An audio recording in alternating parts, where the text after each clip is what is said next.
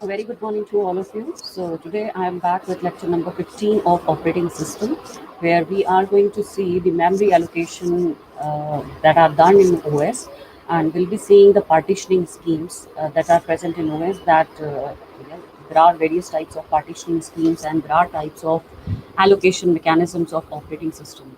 So today in this lecture, we are going to see both of these things, the partitioning schemes and the types of allocation that operating system uses for the system. So stay tuned with me and keep on learning.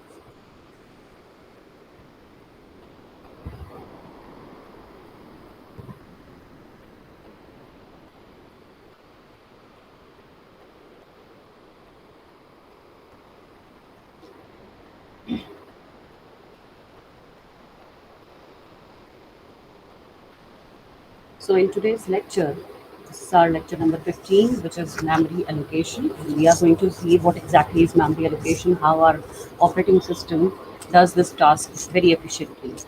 And these will be the objectives of the lecture. We are going to see what are the memory partitioning schemes that exist and what are the algorithms related to it. Then we'll be seeing the related problems and the solutions of the partitioning schemes and the allocation schemes that are there in operating system. So let us just begin with the first allocation part, that is continuous allocations.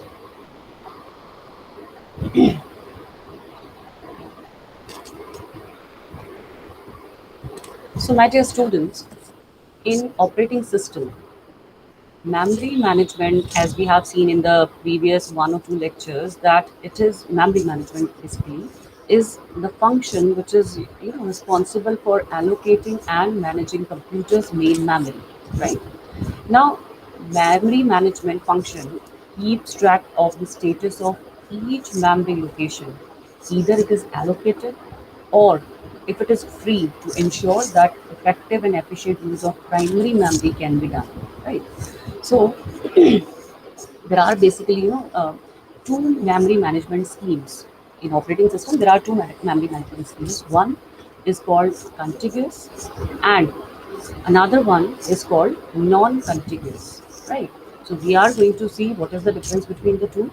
Now see, first of all, as we are taking contiguous memory location, let us understand that in contiguous technique, executing processes, whatever processes which are about to execute or they are executing, they must be loaded entirely in the main memory, right? So this is an important part here. So in contiguous memory, first of all, what do we need to understand? That the memory management techniques are actually the basic techniques that are used in managing the main memory in operating system. So we classify them into contiguous and non-contiguous memory additions. So one more important thing about this contiguous, as its name suggests, because it is a continuous allocation of memory, that simply means that memory is allotted in a continuous fashion, in a sequential fashion, just like you remember data structures when we talk about linear data structures. In linear data structure, what will happen? The memory or the data are saved in a continuous or in a linear fashion. In a very similar way, here also, what do? In contiguous memory allocation, we need to store the data or we need to allocate the memory in a very continuous fashion, right?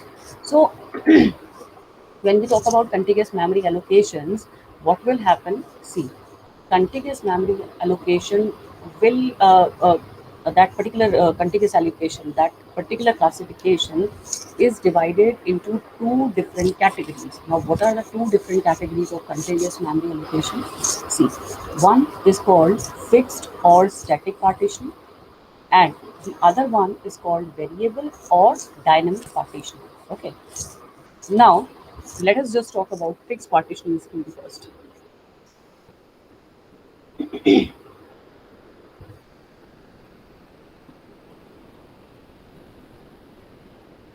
Now, when we talk about fixed partitioning, right, it is actually the oldest and it is the very simplest technique which is used to put more than one processes in the main memory. Okay.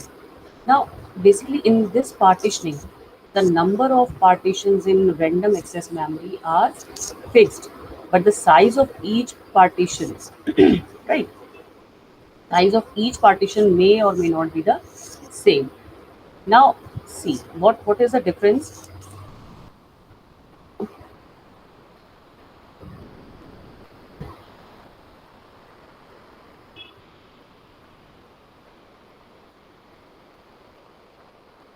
See, the difference here is that what exactly are we doing? Here we assume in fixed partitioning scheme of contiguous allocation. What do we assume that? Let us see that there are different partitions of the memory. So the size of the partition, right? The partition number of partitions will always be the same. Like I have done 5 partitions, so the memory is divided into equal 5 partitions. But the size of these partitions can vary. One partition can be of larger size, another partition can be of lesser size. So it totally depends on the on the storing criteria, that whatever data is stored. Like if you want to store some voluminous data, then the partition size can be large, and if we don't want to see such kind of thing, then maybe the partition can be small. So this is a clear cut difference between the two, that in contiguous allocation, the size is fixed, the number of partitions are fixed, but the size may vary, right? So, it is contiguous allocation. That is why no spanning is allowed in it, and here the partitions are actually made before the execution or during the scheme, right? So this is a case of partitioning scheme. Okay. Now assume that we have a fixed size partition. Let us assume that we have a fixed size partition where I have made a total number of 4 partitions. I am assuming that in a partitioning scheme, I have assumed a fixed size partition where the block size is divided. 4 partitions we have done. The total number of partitions are 4, but as I told you that the size of the partition may vary. So here, what we are assuming is, let's say one block is of size 4 MB, another block is of 8 MB, third partition, let's say it is again of 8 MB, and the fourth partition, let's say it is of 14 MB. So there are different sizes of the partition. However, the partitions are fixed in number, they are 4 in number. Lekin all the partitions, all these partitions are of varying sizes, right? So here, let us assume that what I have done is, um, in the complete partition, like I have told you, let us assume that out of those 4 partitions, I'm just assuming the first partition where what I have done is it is of 4 MB total, right? Out of this 4 MB, I have allocated this partition to a process, let's say P1, which is of 1 MB only, right? Now in that case, when I'll allot this P1 of 1 MB inside the 4 MB partition, what will happen? The 3 MB, because it is of total 4 MB, 1 MB partition, sorry, this 3 MB partition will completely be wasted because no other process can grab that, or no other process can use that free space because it has already been allotted to P1. So this wastage of memory, where in the large partitioning size you have allotted a process and rest of the remaining memory is getting wasted. This condition here is called internal fragmentation, right? So here, if you consider what will happen, internal fragmentation in the first block is 4 minus 1. 4 is what? Total memory, total partition or block size minus total allotted size. So 4 minus 1 is equals to 3 MB. So if you, likewise, if I'll just tell you that in the first block we have allotted 1 MB. In the second block, let's say I have allotted 7 MB out of 8 MB. In the third block, I have allotted again 7 MB out of 8. And in the fourth block, which is of 16 MB, I have allotted total 14 MB. So now if I want to calculate what is the internal fragmentation, what is the amount of memory which is wasted after allotting the process, what it would be. So I'm going to calculate all of them. For first partition, it is 4 minus 1. For second partition, 8 minus 7. For third partition, again it is 8 minus 7. And for the fourth partition, it is 16 minus 14. So if you calculate all of them, it will count to be 7 MB. So here, the internal fragmentation is completely of 7 MB. 7 MB memory is getting wasted in this partition, right? Now suppose process P5, there comes a fifth process. Already four processes are there in the four block size. Now just assume that a P5, a process 5 comes in, right? And which requires total 7 MB. Do remember that we have 7 MB free in the whole four partitions, and we require only 7 MB for a new process, which is process number 5. But what can be done?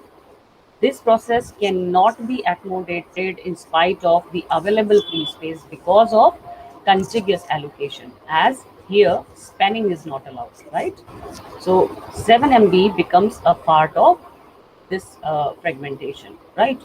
So see, as we have seen this fixed partitioning scheme where once you have given a process, or once you have given the allocation to one process, it will never be given to another process in that partition. So this is one of the demerits of your fixed partitioning scheme. So right now let us just quickly come over to the advantages and disadvantages part of this partitioning scheme.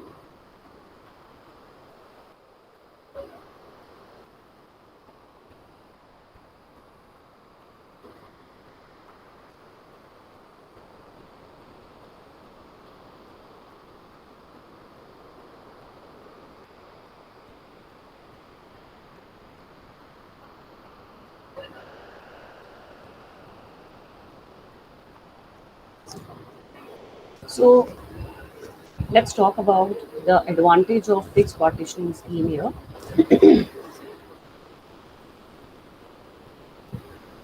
Now, first of all, the very first advantage here is it is very easy to implement, right?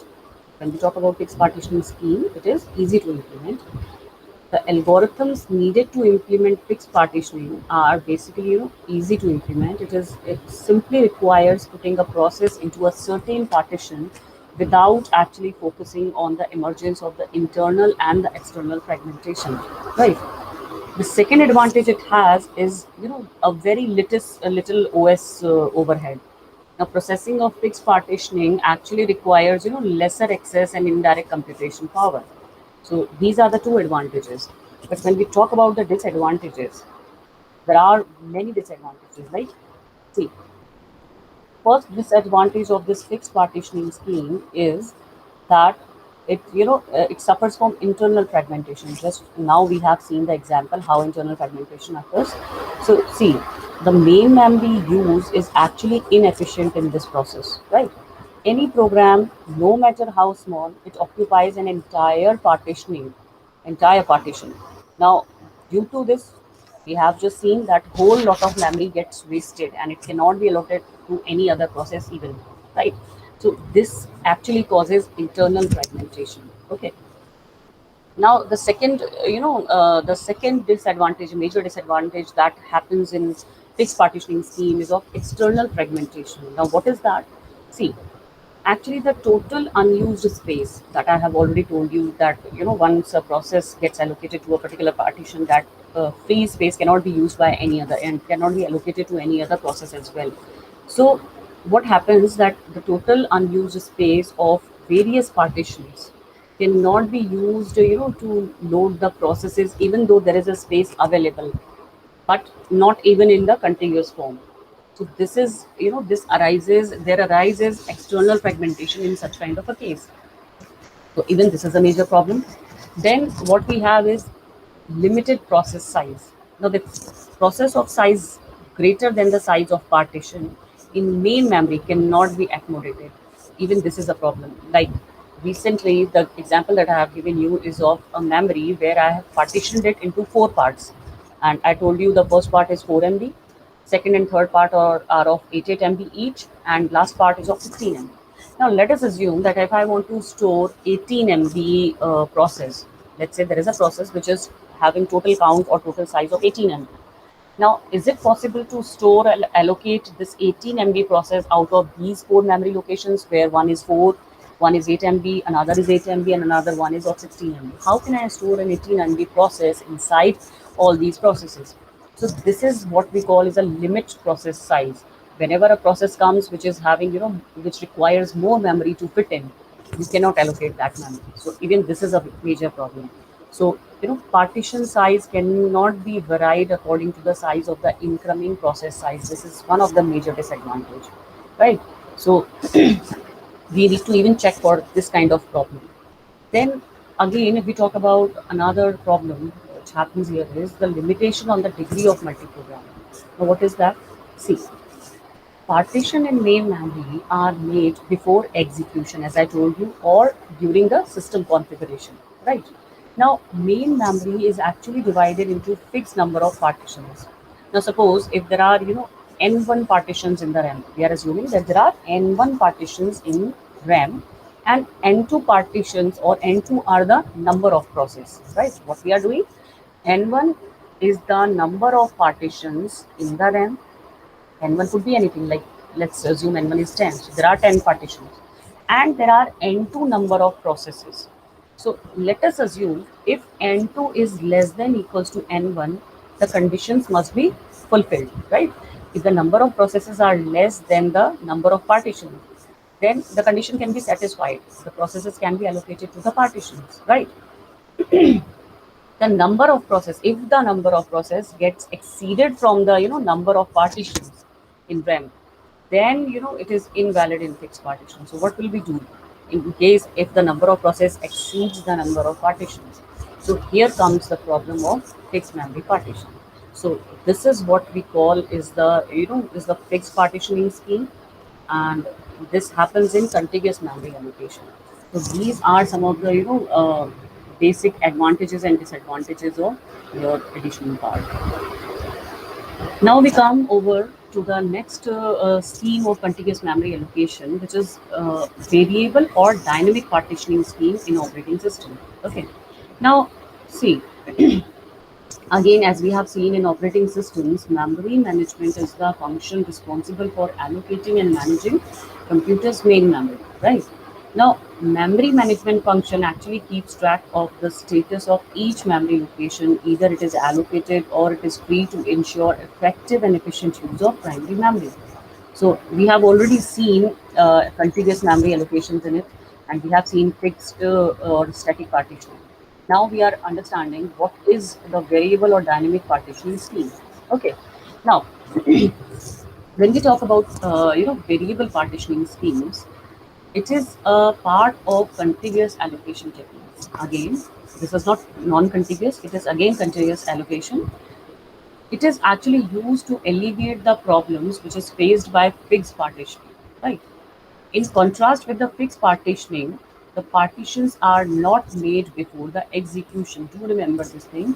Whenever you are working in a fixed partitioning scheme, only this is the case where the partitions are done before the execution or before or at the time of system configuration. But here in variable partitioning scheme, the partitions are never made before the execution or during system configuration. So what exactly happens in this variable partitioning scheme? Let us just understand the features. Now, initially, what happens is, initially we are considered that RAM is empty. Your random access memory is initially empty, and the partitions are made during the runtime according to the process need, instead of partitioning during system configuration. So as and when a process is coming, we are partitioning it at that particular moment. Our random access memory is completely vacant. Let us say if a process comes, let's say a process is coming which is of 12 MB. Only then in that case, I am going to, partition my random access memory for the 12 MB space. This is what exactly a variable partitioning scheme does. It is because it is not doing it previously. It is not doing anything in advance. So this is one thing. Then the size of partition will equal to incoming process. Again, this is important part. Here, understand, we are not partitioning our memory in advance. We are not giving it a particular size. The size of the partition here completely depends on the incoming process. If the process is of 16 MB, the partition will be done for 16 MB. If the process comes for 2 MB, the partition will be of only 2 MB. If the process comes for 16 MB, it will only be for 16 MB. So this is a contrast from the fixed partition scheme that we have seen. Now, the partition size actually varies according to the need of the process, as I have already told you, so that the internal fragmentation can be avoided to ensure efficient utilization of RAM. So here, as you see, what we are doing, as and when a process is coming, we are allocating, the partition to it according to the size it requires. So this is the difference. See, the clear cut removal of internal fragmentation problem here, because in internal fragmentation we have allocated a process inside the partition and the rest partition is getting wasted. So here it is not happening, because as much storing capacity a process requires, we are allocating the process that much of memory only. So this is the major difference between the two, right? Then number of partitions in RAM is actually not fixed, because it is variable size. We have seen fixed partition is always there in the fixed partitioning scheme. Here, the number of partitions of a RAM is actually not fixed one, right? And it totally depends on the number of incoming process and the size of the main memory. So here it will be dependent on the size of the main memory. So I hope this one is very clear to you, right? So here, let us assume that we have a random access memory, and let's say first size count or first process count, which is of 2 MB. So I'll do my first partition of 2 MB. Then let's say second process count, which requires 7 MB. Then I'll do the second partition of 7 MB. Then let's say third process comes, which is of 1 MB. Then I'm going to give it a partition of 1 MB, and let's say last process count, which is requiring 5 MB. Then only I'm going to give a partition of 5 MB. So this is how I have given the partition, and rest of the random access memory is completely free. As and when a process will come and it will require a particular size of the memory, it will be given as in the form of partition by the random access memory. This is the advantage of variable partitioning scheme. Let us now quickly understand what all are the advantages and disadvantages of partitioning schemes, variable partitioning, right? Now, when we talk about advantage of variable partitioning, the first and foremost advantage we have already seen is of the internal fragmentation. We have already seen this thing, that obviously there is no actually internal fragmentation, right?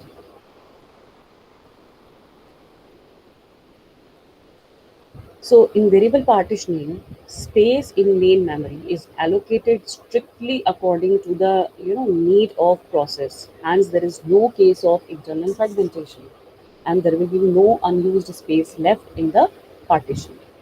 Then the second advantage here is there is no restriction on the degree of programming. Now see, more number of processes can be accommodated due to the absence of internal fragmentation. As I've told you, the partition is not fixed, and as many number of processes will come, they will be given a partition separately, right?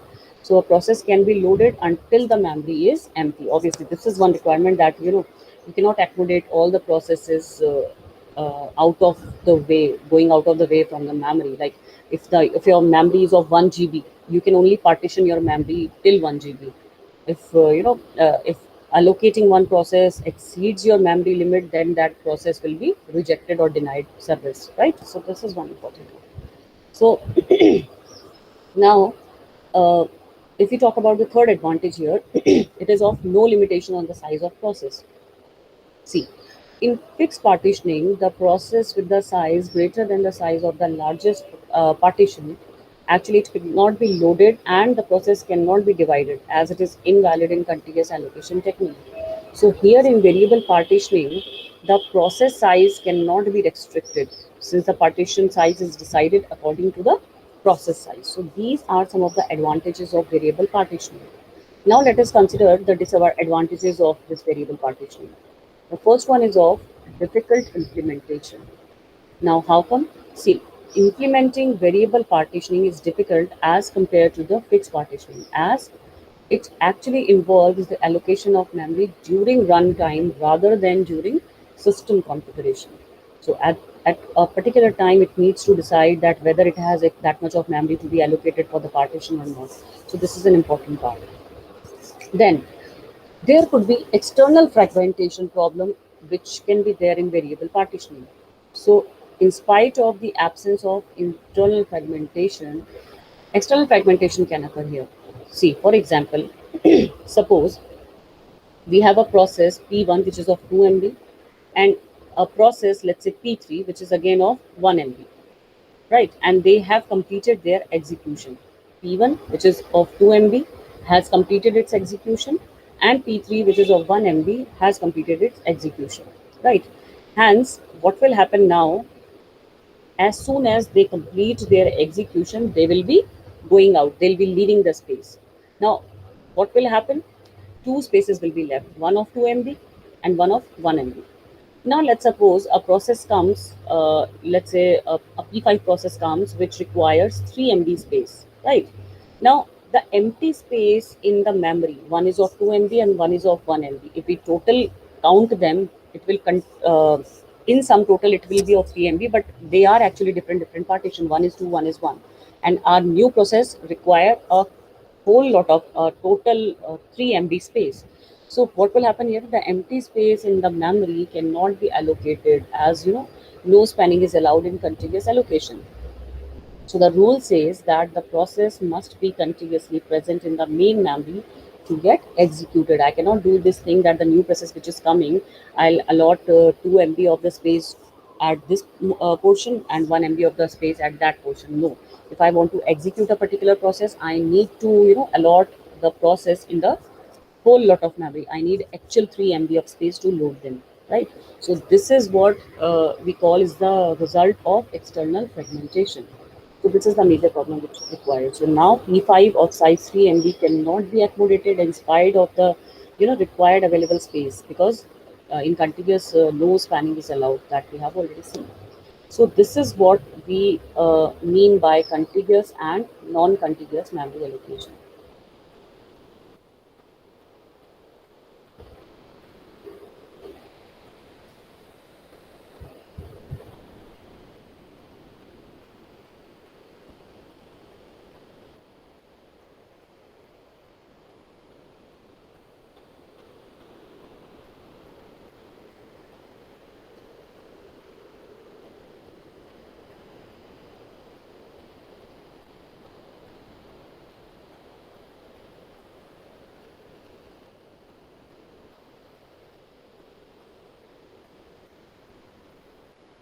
So we have seen both the things. Let me just quickly summarize it to you, first of all, and then we'll move on to the algorithms that can be applied. So we have seen the fixed partition allocation, which is the simplest storage management method that can run multiple programs. Now this is to divide the memory user space into several fixed size areas and only load one job in each partition. Now, in this way, dividing the user space into several partitions allows several jobs to run concurrently, right? Now, when there is a free partition, you can select a job of appropriate size from the backup job queue in the external storage to load the partition. And when the jobs end, you can find another job from the backup job queue and transfer it to the partition. Here we have seen partitioning method. Now, the partition size are equal even if all memory partitions are equal size, right? The disadvantage here is the lack of flexibility, like that is when the program is too small, it will cause a waste of memory space. When the program is too large, a partition is not enough to load the program, making the program unable to run. So we have seen this thing. Then the partition size may vary. Now, in order to overcome the shortcomings of equal partition size and lack of flexibility, the memory area can be divided into multiple smaller partitions, a moderate amount of medium partition, and a small number of large partitions. Now, in this way, the appropriate partition can be allocated according to the size of the program.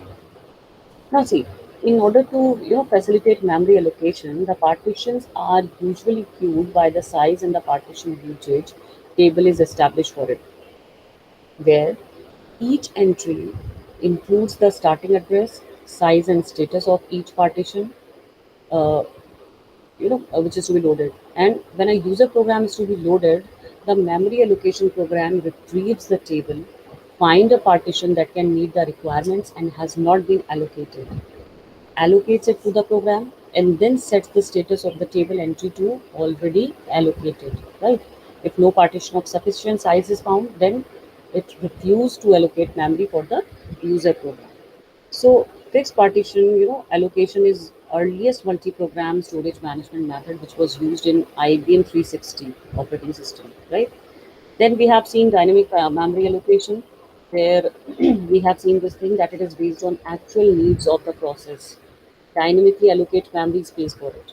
And in the realization of variable partition allocation, it will involve three issues: the data structure used in partition allocation, the partition allocation algorithm, and partition allocation and recovery operation. Okay, so here we have seen the data structure in partition allocation.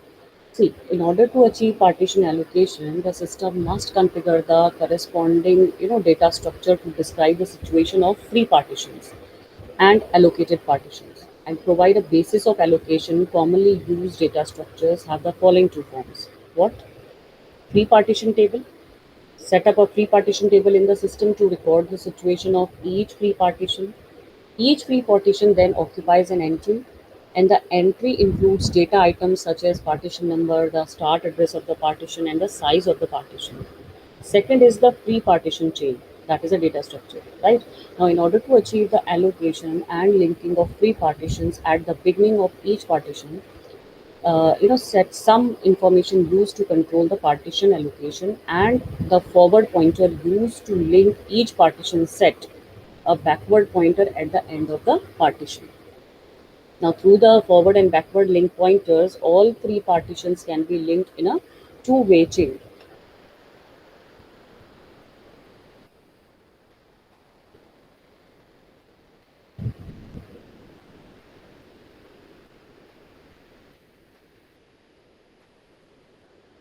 So that was about the contiguous and the um, fixed and variable size partitioning scheme. Now we are going to see the partitioning allocation algorithm. There are some algorithms which are used to allocate the partitions. We are going to now see these partitions. So there are total 5 partition allocation algorithm that we are going to see. Right. Now, see, the very first algorithm is called first fit algorithm. Now, the first fit algorithm requires the free partition chain to be linked in order of increasing addresses. Now, when allocating memory, search sequentially from the beginning of the chain until a free partition that meets the requirements is found. Then, according to the size of the job, a memory space is allocated from the partition to the requested, and the remaining three partitions are still stay in the idle chain. Now, if no partition can be found from the beginning of the chain to the end of the chain, the memory allocation fails this time and it returns back. Now, the algorithm actually tends to give priority to the use of free partitions in the lower part of the memory, thereby retaining the large free part of the high part. Now, this creates conditions for allocating large memory space for large jobs that arrives later. Actually, the disadvantage is that the low address part is continuously divided, which will leave many difficult and very small free partitions. And each search starts from the low address part, which will undoubtedly increase the cost of finding available free partitions. The next algorithm is called next fit. What is next fit algorithm? See, the algorithm involved or evolved from the first adaptation to the algorithm. Now, when allocating memory space for a process, instead of searching from the beginning of the chain every time, the search starts from the next free partition of the last free partition found until a free partition that meets the requirement is found and drawn from it. Now, a memory space equal to the requested size is allocated to the job. In order to implement the algorithm, a standing search pointer should be set to indicate the free partition of the next starting search, and a loop search method is adopted. That is, if the size of the last free partition still cannot meet the requirements, it should return go to the first free partition and compare whether its size meets the requirements. Now, after finding it, the initial search pointer should be adjusted. This algorithm can make the free partitions in the memory more evenly distributed, thereby reducing the overhead of finding partitions. But this will lack large free partitions. Okay. Now we have the next algorithm, which is called best fit. Now the so-called best fit means that every time memory is allocated for a job, it always allocates the smallest free partition that meets the requirement of the job, avoiding the big use, right? Now, in order to speed up the search, the algorithm requires all idle partitions to form a chain of idle partitions in order from small to large, right? Now, in this way, the free area that meets the requirements for the first time must be best. Viewed in isolation, the best adoption algorithm seems to be the best, but not necessarily, macroscopically, because the remaining part of the part cut off after each allocation is always the smallest. In this way, many small free areas that are difficult to use will be left in the memory. Next algorithm is the worst fit algorithm. Now, the worst adaptive allocation algorithm is to scan the entire pre-partition table or linked list and always select the largest free area to partition for the job. Now, the advantage is that the remaining free area is not too much, right? Small, the probability of generating fragment is minimal, which is beneficial to medium and small operations, and the search efficiency of the worst adaptive allocation algorithm is very high. The algorithm here requires all idle partitions to form a chain of free partitions in order to form large to small according to their capacity. Now, when searching, just look at whether the first partition can meet the job requirements. But the shortcoming here of this algorithm are also obvious. It will make the lack of large free partitions in the memory. And the worst adaptation algorithm is also called the sequential search method, together with the aforementioned first adaptation algorithm. Cycle first adaptation algorithm and the best adaptation algorithm. Now, next we have quick fit algorithm. Okay. Now, this algorithm is also called classification search method, which is to classify the free partitions according to their capacity. For all free partitions with the same capacity, in each category, a separate free partition linked list is set up like this.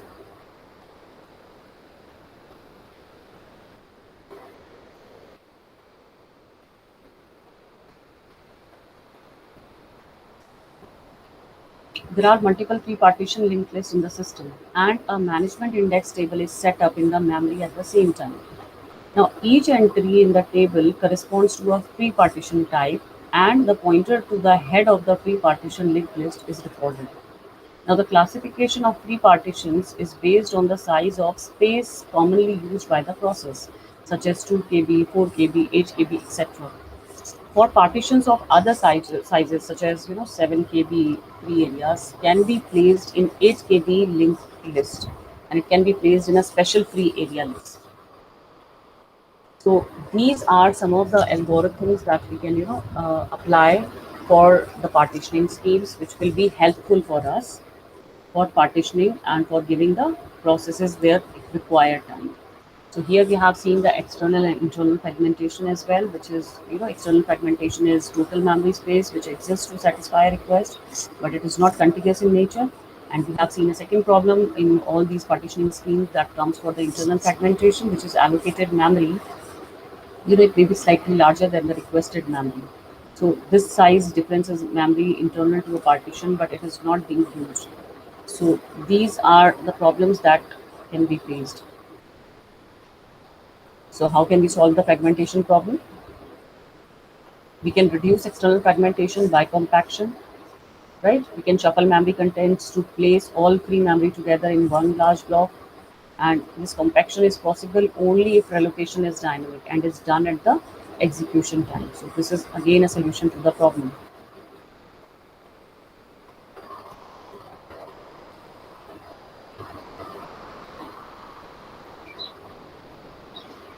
So here I think you all are able to understand what exactly is the memory partitioning scheme, what is variable, and how can we, partition our memory into different schemes, and what can be the algorithms that we can apply for, these partitioning schemes. So I hope in today's lecture you have learned good, partitioning schemes and the memory allocation types by the operating system. Now I'm just going to quickly take you up for the MCQs part, where you are going to apply today's learning and today's knowledge, and I hope you will be able to answer the questions correctly. So let me take you to the MCQ part now.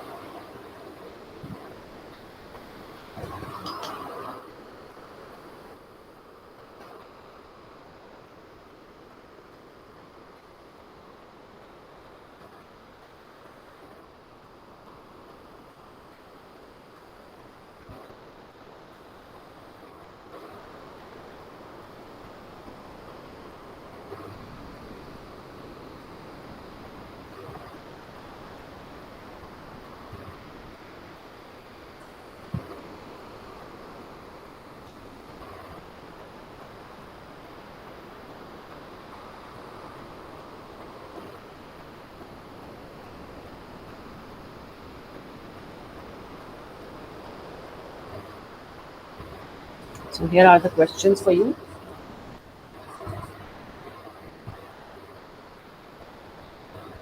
This is question number one. In particular partitioning scheme, a program may be too big to fit into a partition. So the programmer must design the program with the use of overlays so that only a portion of the program needed to be in the main memory at any time. What is the answer? Fixed partitioning, dynamic partitioning, virtual paging, or simple segmentation? You can see the second question as well. The phenomenon in which there is a wasted space internal to a partition due to the fact that the block of a data loaded in this is smaller than the partition is referred to as.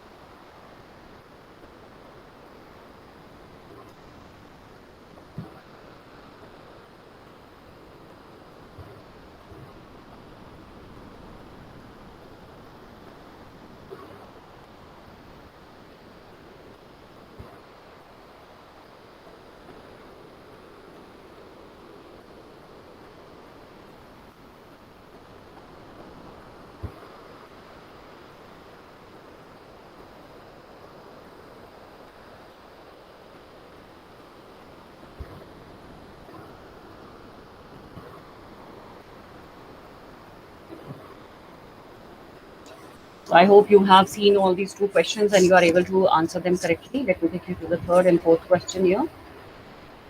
As the time goes on, memory becomes more and more fragmented and memory utilization declines.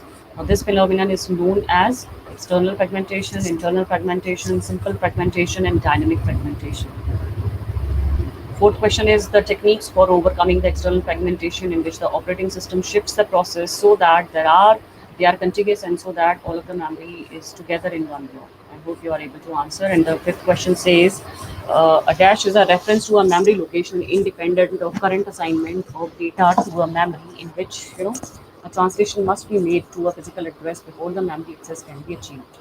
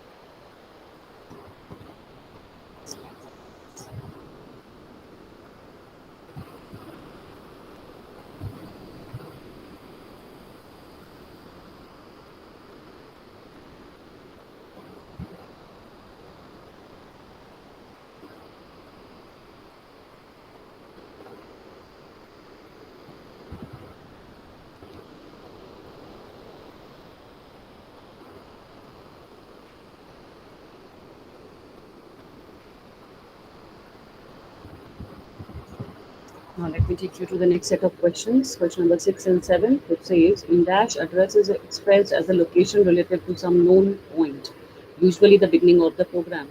So is it virtual address, relative address, physical address, or logical address? Seventh question says dash is also called absolute address, which is in actual location in the main memory. So is it a logical address, physical, relative, or virtual address? And question number 8 says eliminate internal fragmentation, but like partitioning, it suffers from external fragmentation. These are the four options: partitioning, organizing, phasing, and segmentation.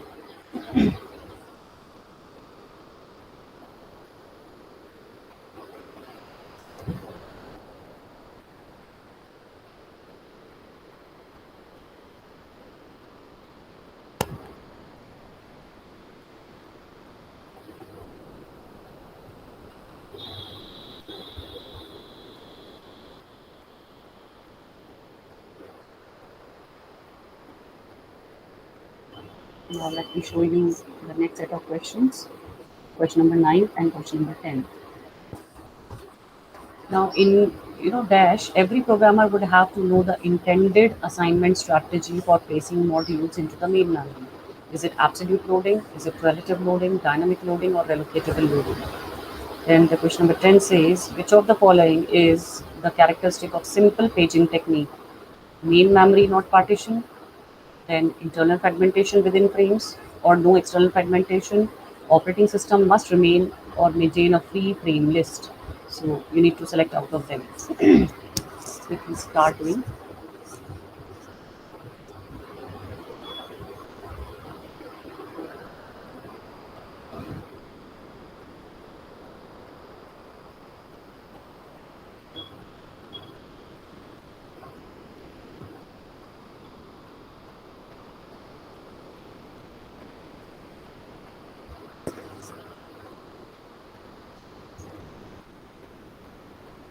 So I hope with this that you people were able to answer all the questions correctly. And in today's lecture, you have learned all the partitioning scheme of contiguous allocation, and the problems and the solutions related to it are very clear to me. We have seen 5 different fitting algorithms as well.